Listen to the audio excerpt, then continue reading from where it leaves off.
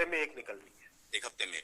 दूसरा सवाल ये है कि जब हम रोजगार की बात करते हैं तो रेलवे को लेकर लोगों की उम्मीद रहती है कि रोजगार आएंगे, और जब पिछला जनरल इलेक्शन था उससे पहले एक तरीके से अभी 1,54,000 लोगों का रोजगार कंप्लीट हुआ है। 1,54,000 1,54,000 लोगों का, 1.5 लाख लोगों का रोजगार अभी कंप्लीट हुआ है।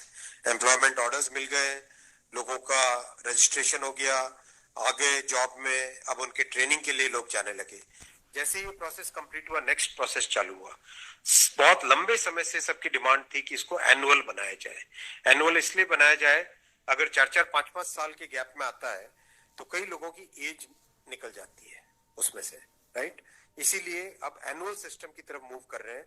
जनवरी में, अप्रैल में, जून में और अक्टूबर में, इन ये चार बड़े चंक है, एएलपी, टेक्निकल, नॉन टेक्निकल और ग्रुप लेवल 1, ये जो 4 बड़ी कैटेगरीज है, इन 4 बड़ी कैटेगरीज का साल में 4 हिस्से किए गए कि जनवरी में स्टार्ट करें एक जो एएलपी का, दूसरा टेक्निकल स्टार्ट करें अप्रैल में, नॉन टेक्निकल स्टार्ट करें जून में, और अक्टूबर में स्टार्ट करें लेवल 1, और ये साइकिल चलती रहे। इस प्रोसेस पे सारे के सारे कैंडिडेट्स की डिमांड लंबे टाइम से रही है कि 4-4 साल का जो फेज होता है, 5 साल का फेज होता है, कई लोग एज बार हो जाते हैं उसमें।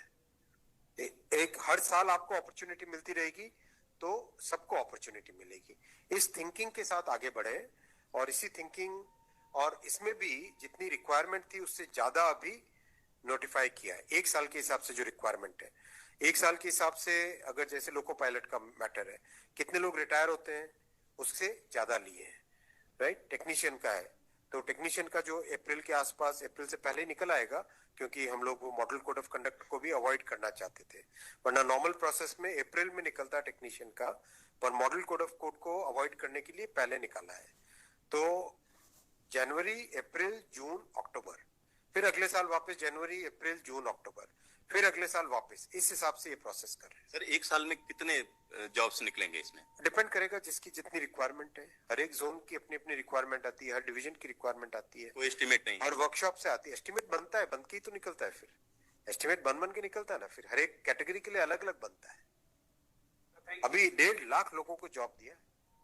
आप सोचो उस एग्जाम की कॉम्प्लेक्सिटी, 500 से ज्यादा शहर, कितनी शिफ्टें, 1000 से ज्यादा शिफ्टें, 15 लैंग्वेजेस, 1-1 करोड़ लोग एप्लीकेशन। कहीं पे कोई कंप्लेंट आई?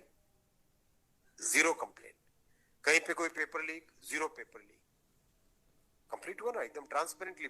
पार्लियामेंट में हमारी ऑपोजिशन के लोग, कांग्रेस के एक एमपी बोले कि आश्चर्यचकित है कि इतना बड़ा एग्जाम कैसे बिना कोई पेपर लीक के हो गया।